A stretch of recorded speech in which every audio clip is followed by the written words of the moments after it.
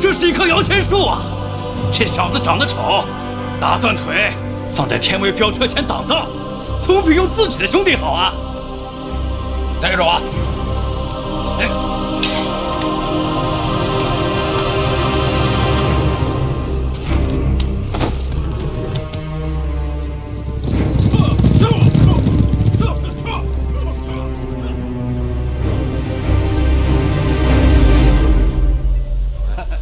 这位道友，这可是难得的好货。曾有双指一枪，便是要和那红蝶玉石俱焚呐！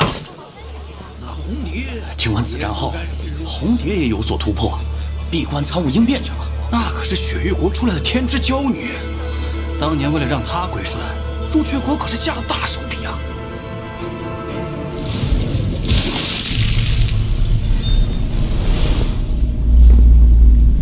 我知道你有一丝元神藏了起来，绝情，我绝不允许出现第二个逃跑的陆定。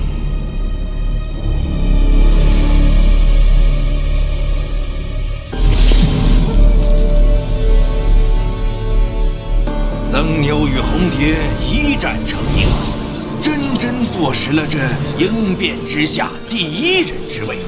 可不曾想，这第二天呐，曾牛却失踪了。什么？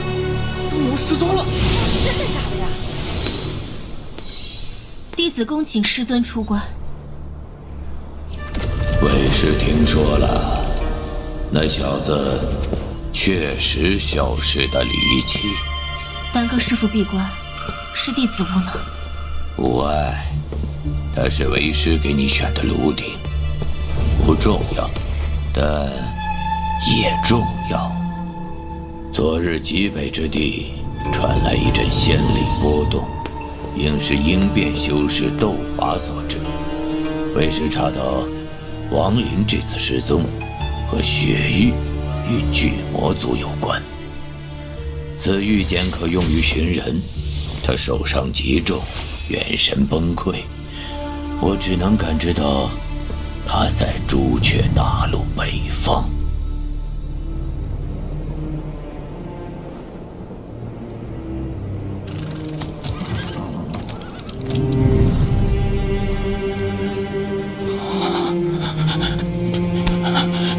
修仙500年，终会凡胎。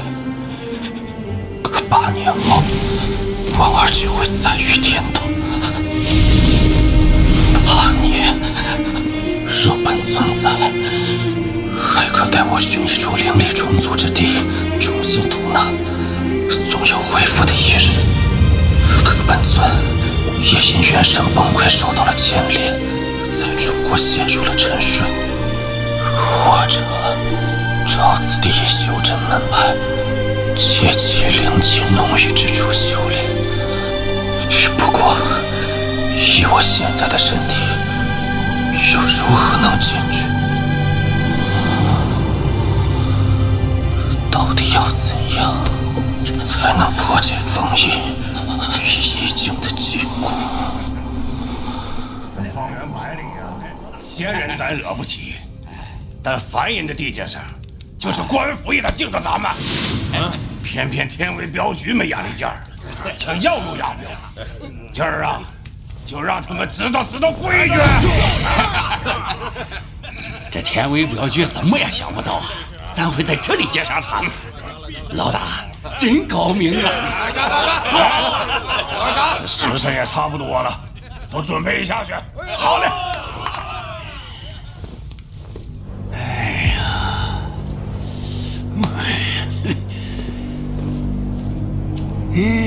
这丑模样倒是个当诱饵的好材料啊！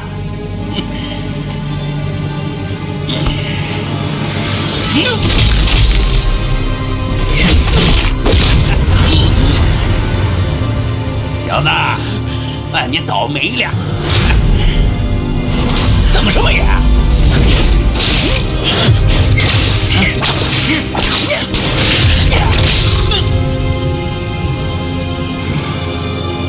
好了，来了！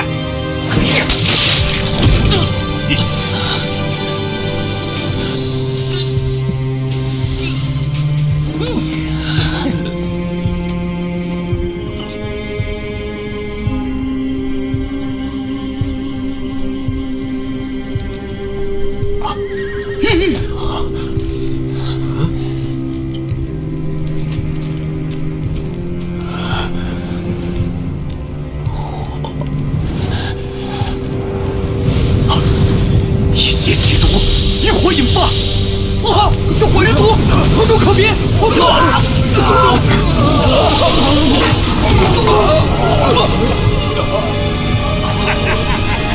你给我杀！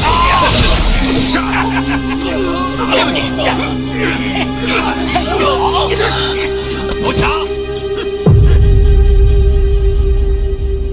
大当家的回来了，开山门！大当家的回来了！快！大当家亲自出手，苏护就是不一样，又够快活一阵了。去蒸汽他好酒，让弟兄们今天喝得痛快。好嘞！给我小心了点啊！把那小子扔进水牢里，养上几天，下回再用。知道。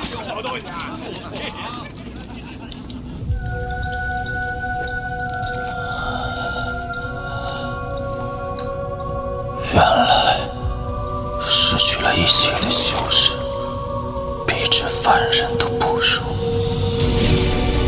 婉儿，此一别道阻艰难，但我定会破除艰难万险，回到你身边。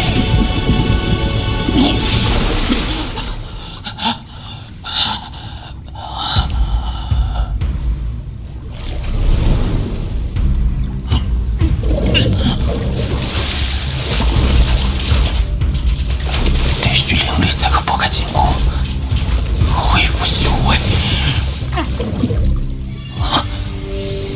这是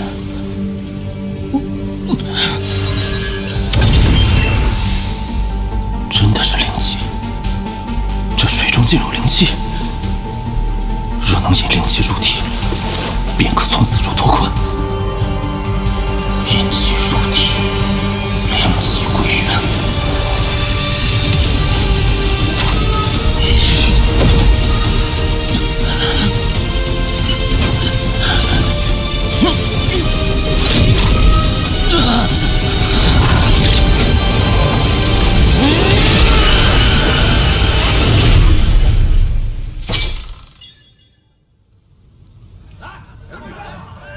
今天收获不错，确实啊，踩了头肥羊。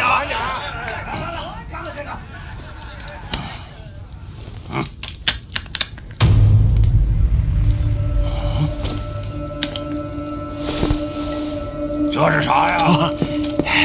老大，这是俺从那个丑小子身上搜出来的。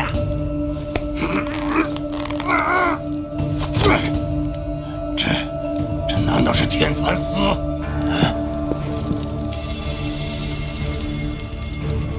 我还不信了。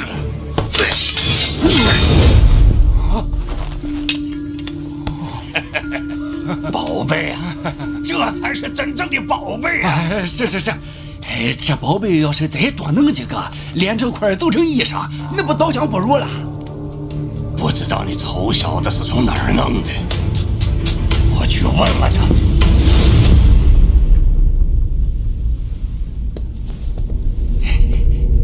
老大，就是这。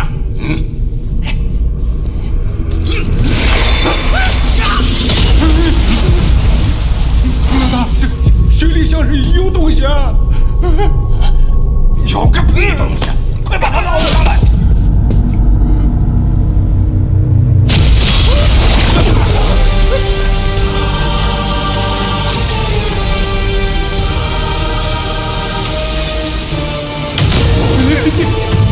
你是什么人啊？那日你断我四肢，不是哪儿？是他就敢干了！你找他一命，是俺永远不是配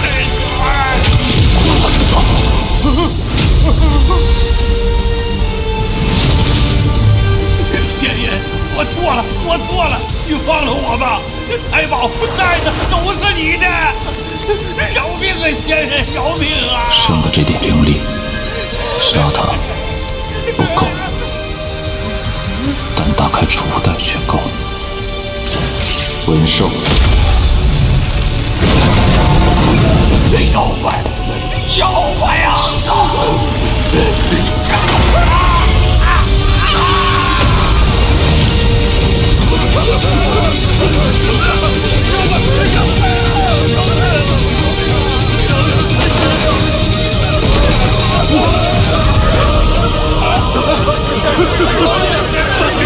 处何地？回先生，此处是皮卢波火云寨。把地牢刨开，挖成小潭，需几天？3天。一天就可以做到。开始吧。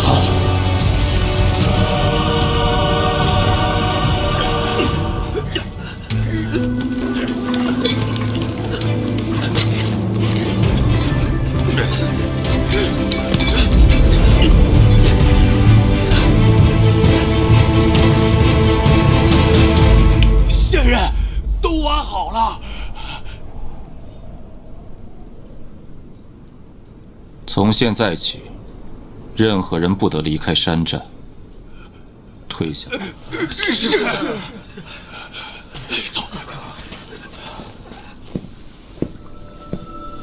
此地显然并非灵脉，为何这水中却有灵气？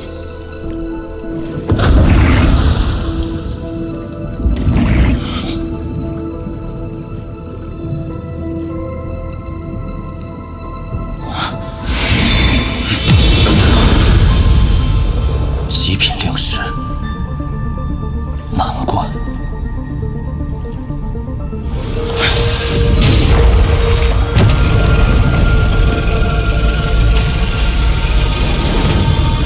需用5块极品灵石封印。这骸骨生前定是法力通天，还是不要轻举妄动为好。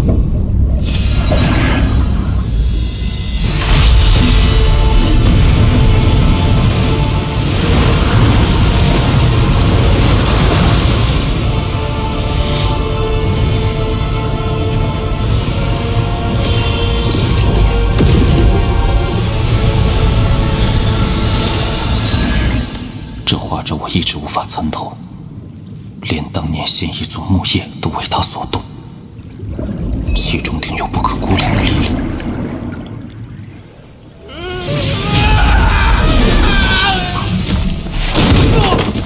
此处水牢，你们是如何发现的？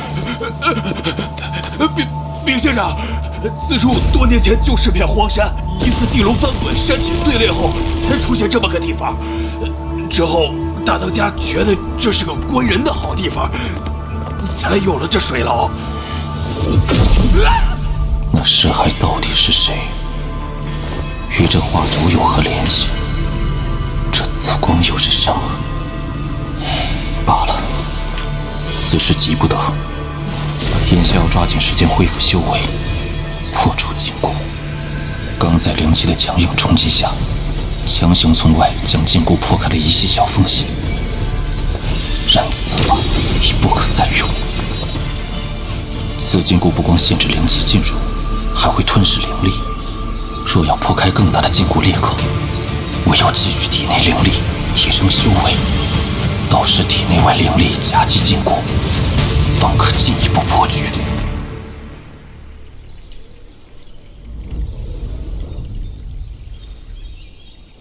6个月的时间，只恢复到了凝气6层。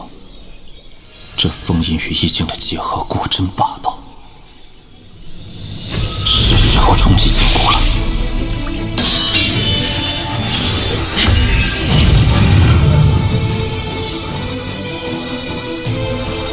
禁锢的吞噬更强了，灵力撑不了多久。这样下去不行，若要进一步打开禁锢缺口，为今只有一法：吞下仙域，以毒攻毒。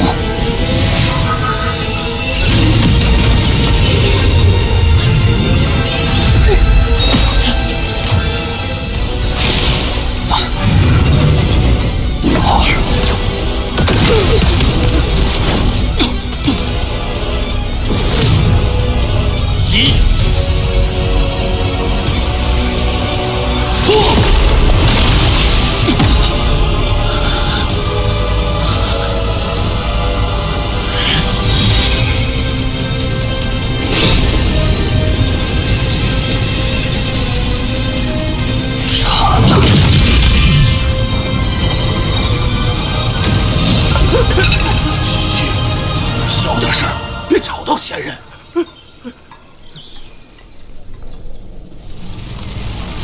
此次突破，插痕消散了1/10，封印也有所松动。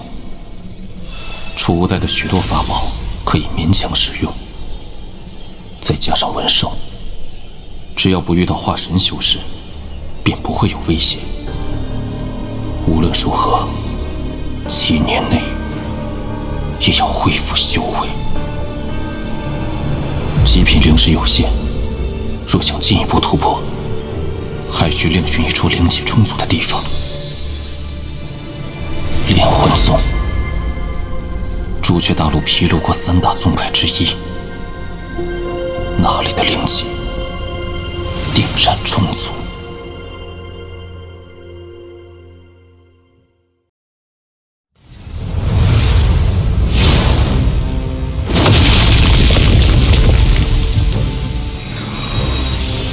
老祖，你怎么了？取你身体用。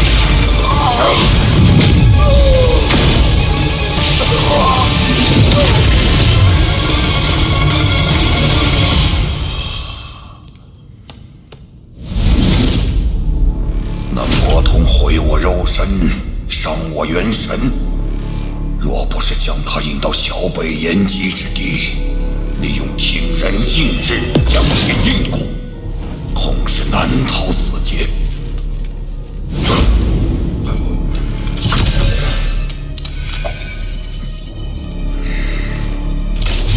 此番没有抓到亡灵，还赔上了半条命，唯一所获便是这仙剑。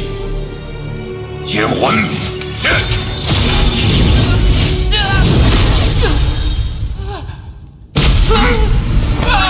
大爷饶命！别杀我！当年我也是被那姓毛的逼迫的，我对他可是恨之入骨啊！旁的剑魂都是忠贞不二，你这剑魂倒是有趣。嘿，你家许爷，他们岂能和奴才相比？我这叫识时务者为俊杰。此剑绝非寻常之物，就连其中剑魂都能拥有神智，着实难得。若将其抹杀，倒也有些可惜。不如趁我元神融合肉身之时，先行封印，以观后效。既你主动投诚，从今以后，你便是老夫剑魂。休想耍什么花招！大爷放心，我许立国一向忠心耿耿，绝不背叛。如为此事，便叫我万魔穿心。你随我一同闭关，待我元神与肉身融合后，再去找那亡灵算账。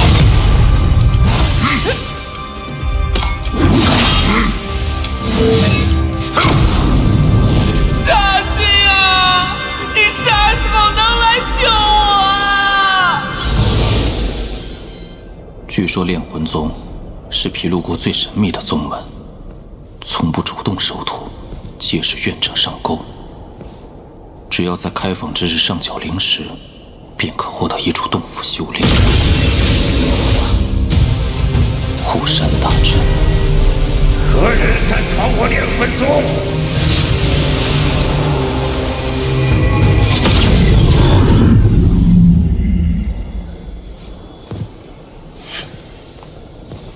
拜见前辈，晚辈多有冒犯，此次前来只是想拜入炼魂宗。你是哪个门派的？弟子是个散修。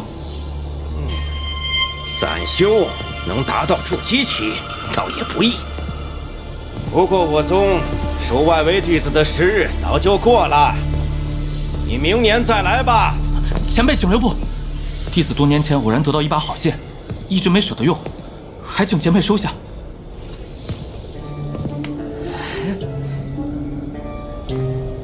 这小子竟能有此等宝贝！此物从何处得来啊？多年前，弟子曾帮助过一个结丹修士，在他受伤之际为其护法，他伤好后便将此剑送予我。可弟子修为不够，无法使用。好吧，老夫看你修行不易，便破例子。跟紧我，炼魂宗内禁制极多，你若是走错了，我可不救你。多谢前辈。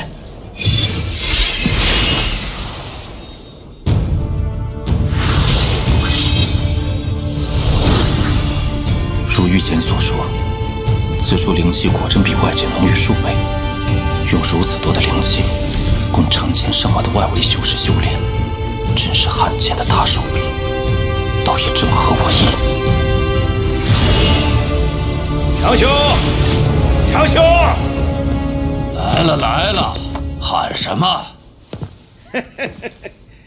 我路上遇到一个小辈，长兄收他为外围弟子可好？你红毛子都发话了，我岂能拒绝呀？那人就交给你了。我这次出山，收集了上百冤魂，正好能把魂幡练出一个主魂。等练完后，我过来找你吃酒。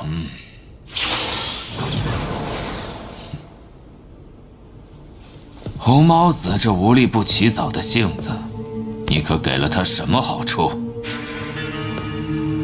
回前辈，是一把剑。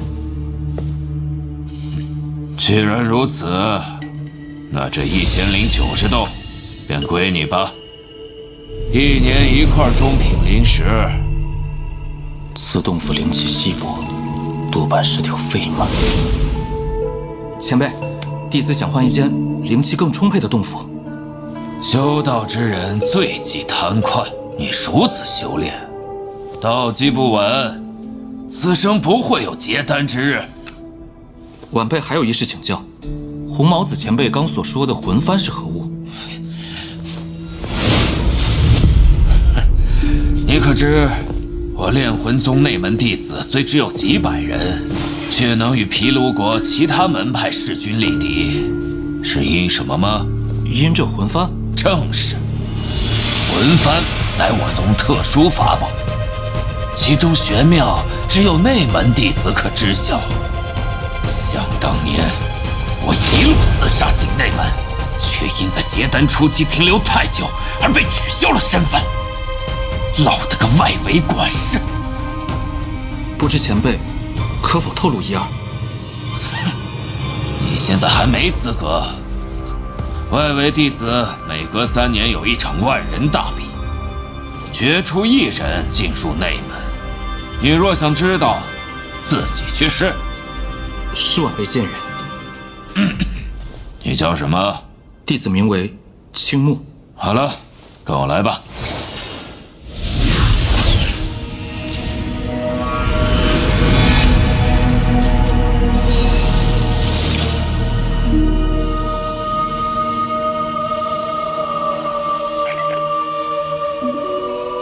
找了这么久，却没发现他的一丝气息，难道真遇到了不测？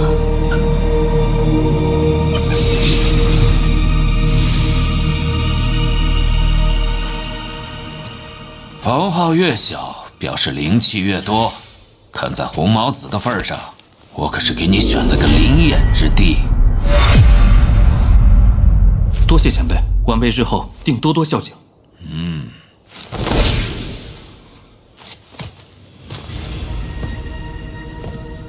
外围弟子数以万计，能入内门者万里挑一。炼魂宗却还要耗费大量灵气滋养众人，究竟意欲何为？恐怕不只是培养修士这么简单。灵眼吗？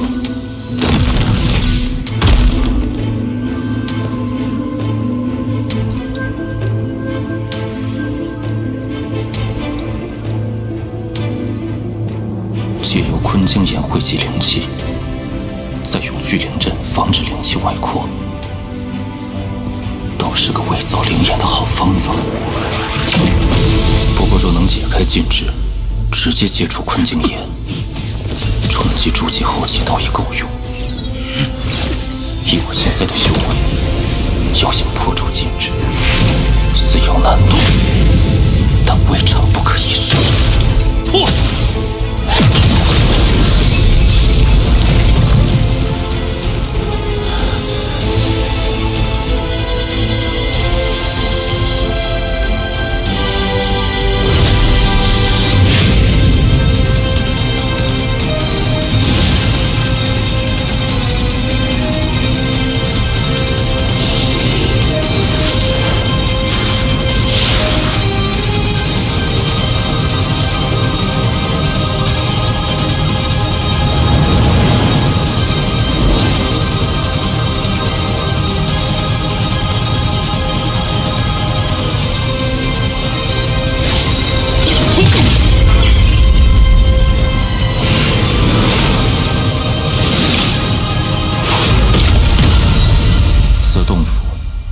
灵气耗尽了。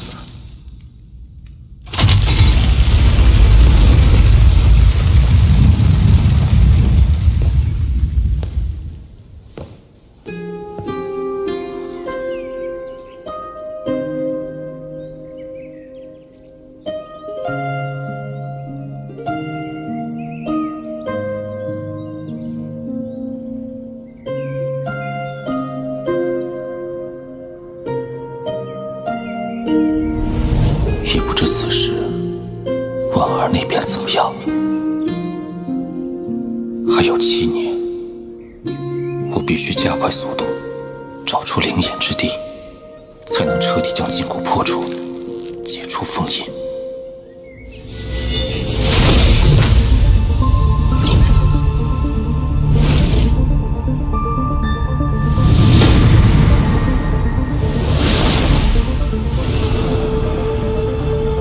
此处应该就是最接近真灵眼的洞府，但有人在内。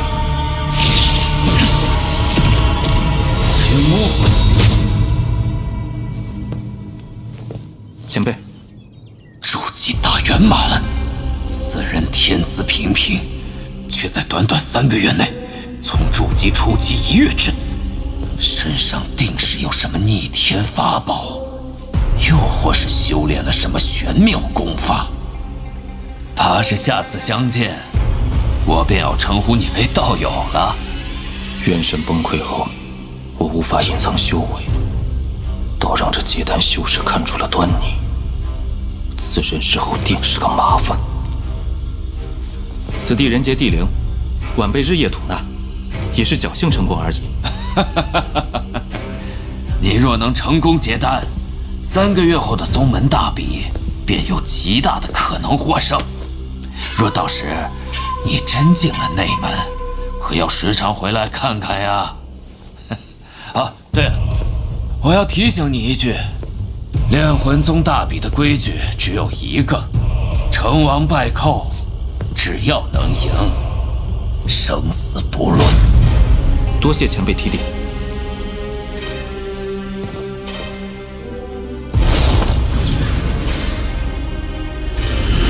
若能从青木口中探出快速修炼的方法，定可重回内门。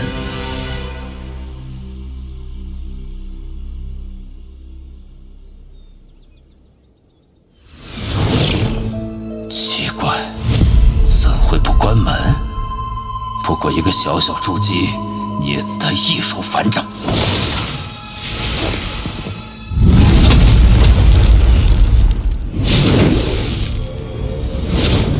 来了，秦牧，快把你修炼的诀窍交出来！我若不，你没得选。外围弟子的死活，宗派根本就不会过问。你交出来，我还能少你一条生路。否则，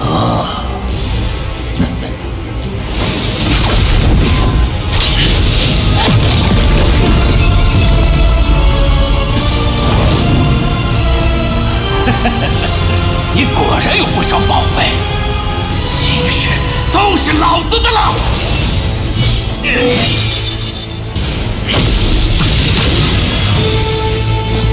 这是什么东西？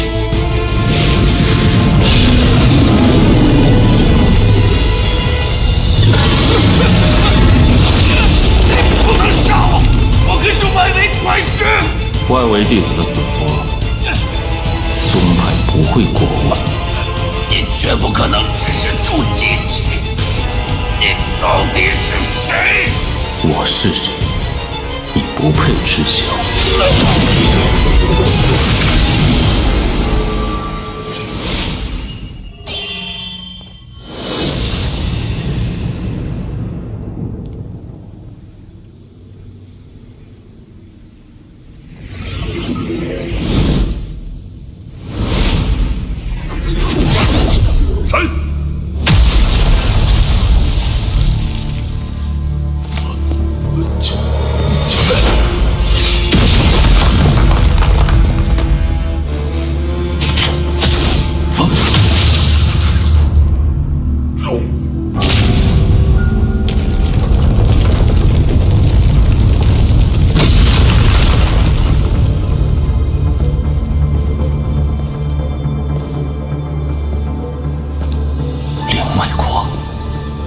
此地灵气浓郁，形成了一股天然灵威，借此来打破封印，再合适不过。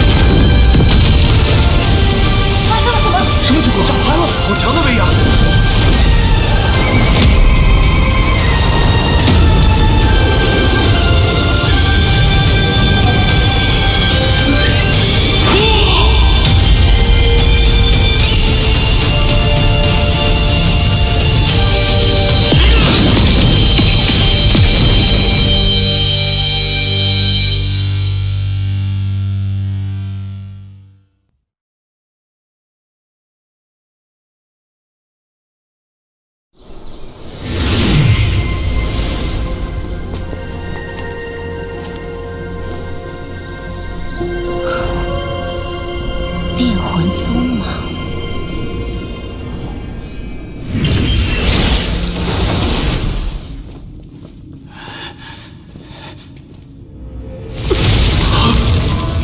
将外门全部包围，任何人不得离开，违者格杀勿论。是。不知道谁弄的，不知道。此次一举恢复到了元婴中期巅峰，元神也初步收拢，但是天意珠还无法取出。此人到底是何来头？若我知情不报，恐被牵连。要不……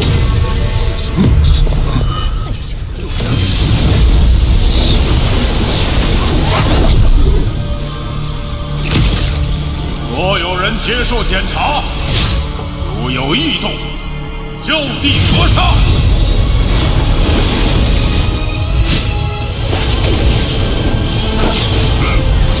看来这就是炼魂宗的魂幡秘法。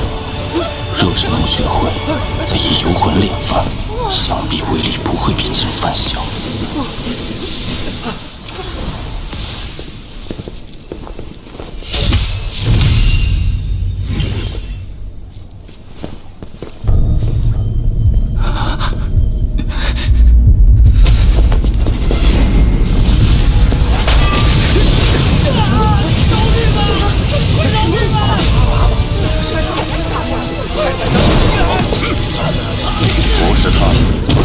检查，又不是他干的，他为何要跑？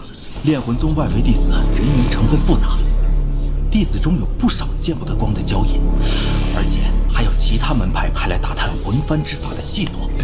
搜魂术下可什么都藏不住了。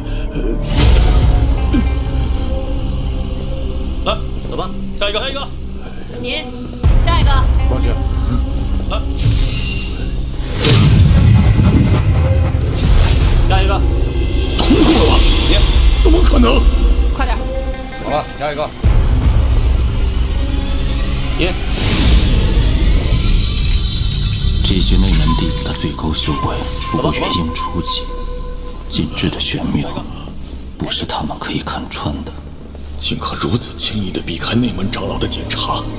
哎呀，幸好我没有轻举妄动，此人以后能避则避。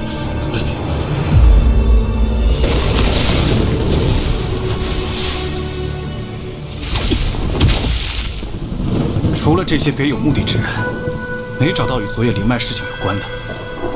难不成是外宗所为？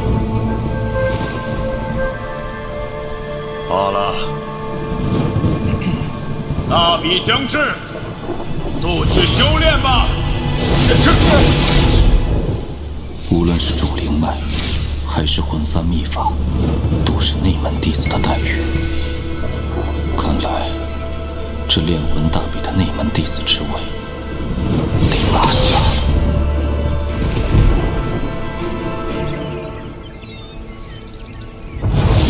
此番劫后余生，意境上隐约有了一丝明悟，虽修为暂时恢复到了元婴后期大圆满，但对意境的领悟却突破到了化神中期。若能找到那诡异的一点，便可再次突破。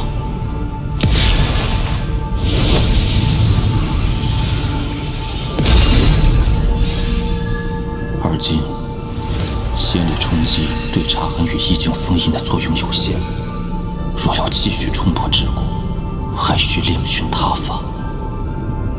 李元丰以应变初期的修为留下的查痕，必有如此威力，可见这应变修持意境和实体化这一点，就不是化神能比拟的。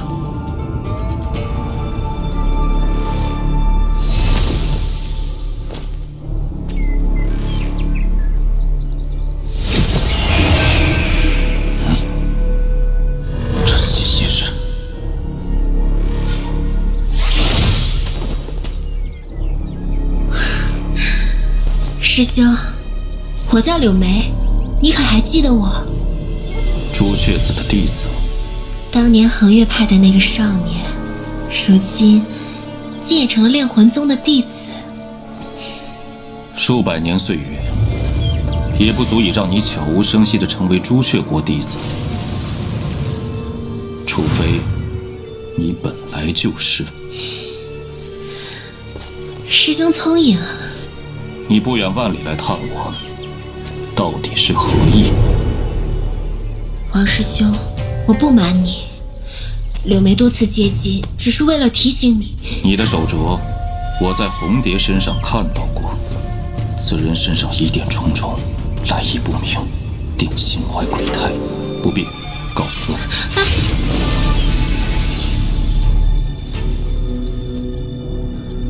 500年前，他还是个懵懂少年，现在他的内心已坚硬如铁。他的道心究竟是什么呢？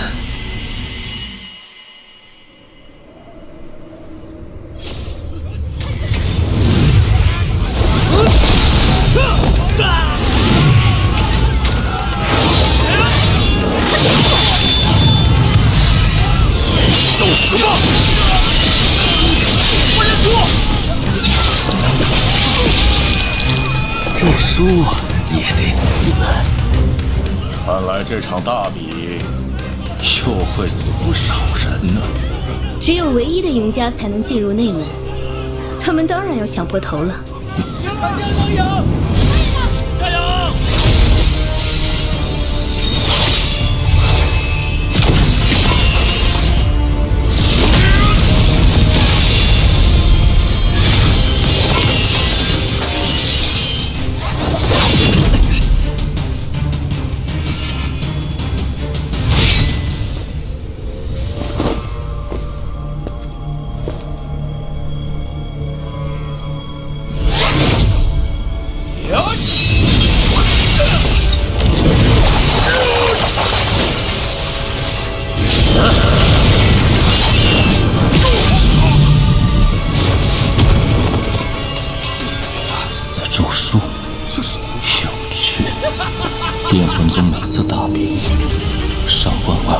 子只有不到一半能活下来。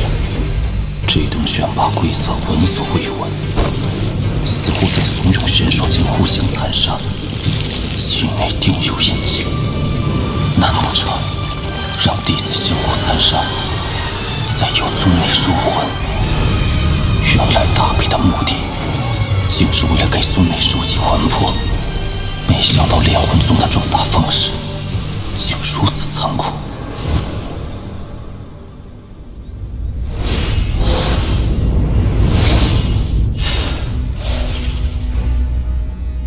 一个功法诡谲，嗜血成性；一个其貌不扬，歪打正着到决赛。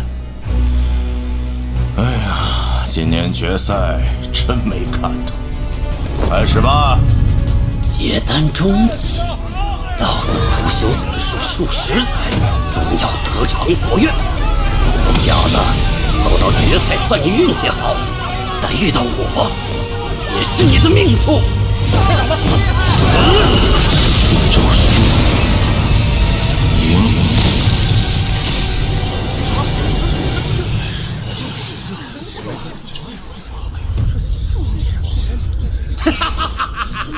你这法术应是同阶修士，一击即亡。你这叫死咒术，不可能，死咒术不可能失效。这种低阶的神通，不过是对极境的模仿罢了。若是修为碾压，自然是能一击而亡。但若修为差别过大，便会放肆。不可能，你就是恶咒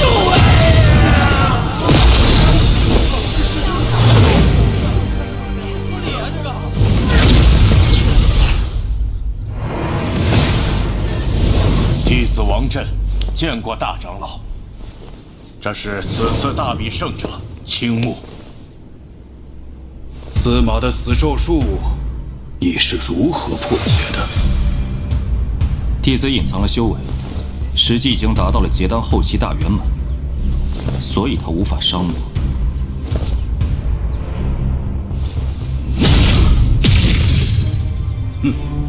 倒是没有撒谎。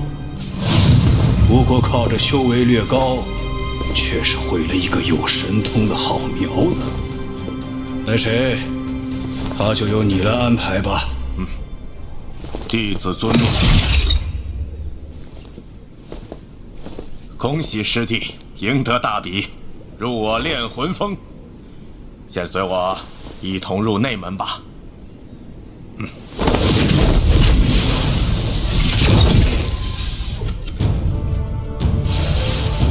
这三座巨峰，便是内门炼魂、抽魄和锁神三宗所在。内门主脉，果然炼气磅礴。不知那魂幡之法，师兄可否透露一些？自然。魂幡的等级，根据其内魂魄数量依次递增。10魂幡与100魂幡极为寻常。可若是练成了1000魂幡，便就具备了一些神通。我手中的便是1000魂幡。若要练成1000魂幡，必须有主魂，且主魂威力需超过魂幡之上所有魂魄的总和。主魂威力越大，魂幡威力越大。魂魄封印在魂幡之内，不会消散，反可渐渐成长，这也是魂幡之法的根基。虽说朱雀星也有一些收魂炼幡的神通，但与炼魂宗相比，确实有所不及。那9圈金环，便是宗内9位化神长老闭关之地。师弟，你可知曾牛就是传闻朱雀星上鹰变旗下第1者？听说过。其实宗内本有10位化神修士，当年那位化神老祖周游他国，意外与那曾牛产生矛盾，被曾牛击杀陨落。我何时杀了一个炼魂宗的化神修士？这曾牛失踪的倒也是实话。遁天始祖本要亲自去找此人讨要说法来着。遁天始祖，咱们炼魂宗有2位应变始祖，那2道血环便是始祖们的闭关之所。遁天始祖手中那把10亿尊魂幡，便是那朱雀子也要退避3分。宗内没有师尊，全靠自修。你被分到了炼魂峰，此峰之上，你可选取任意地点，开辟洞府修炼。内门弟子的服饰和令牌到偏殿领，功法去峰内藏经阁去。多谢王师兄。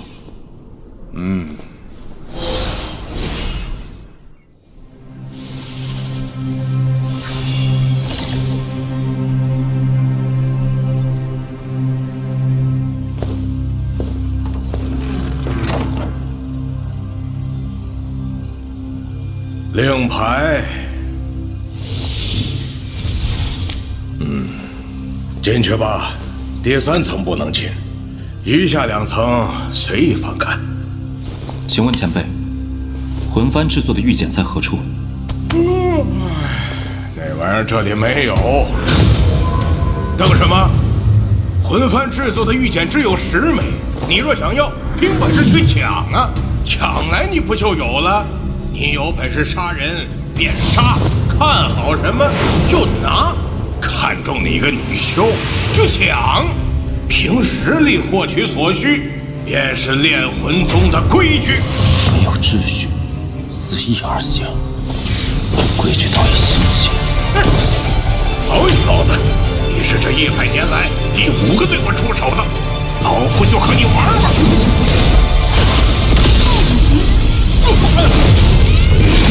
别抓了，爷爷！咱们炼魂内宗还有一个规矩。规矩？东西拿走，认输不杀。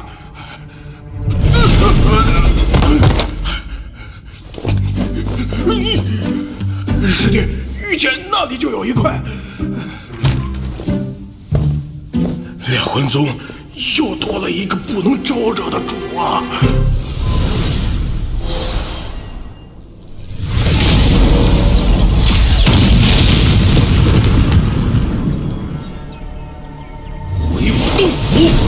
不死！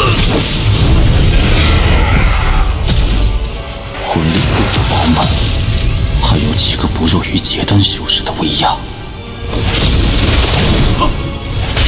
这魂幡不错，我收了。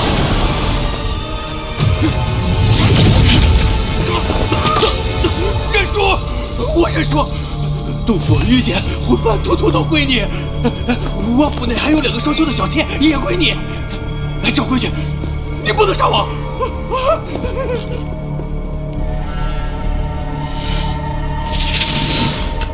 其内虽是魂幡之法，只不过好像并不全面。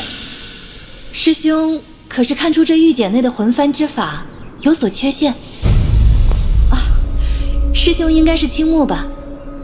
此次外围弟子大比的获胜者，师妹许云见过师兄。魂幡之法缺陷，是因为魂幡的制作方法共有3份，与3座飓风的名字一样，分别是炼魂、抽魄与锁神，3法合一，才是真正的魂幡之法。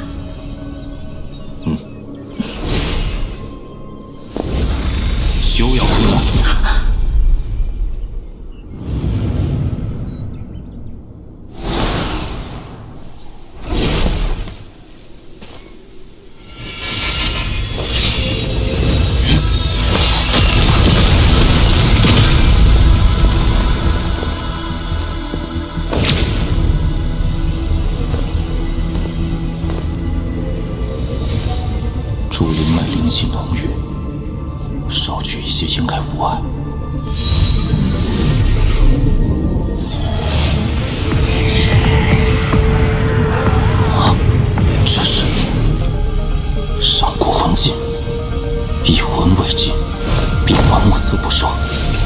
是超过寻常剑之数倍，依此问剑锋线之处，定有宝物。